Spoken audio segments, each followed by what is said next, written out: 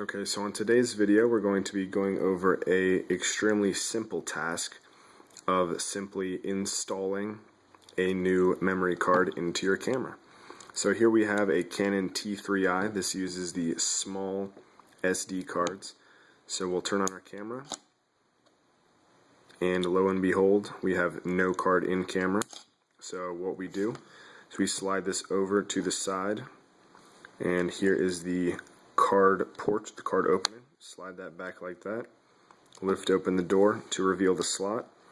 Here we have a nice visual diagram of showing us the direction that we put our card. Just match that up like that. Pop it in. Push it till you hear a click. Okay. Now we can close this door. Snap it back into place. And our camera is ready to go. It's that easy. Have a great day.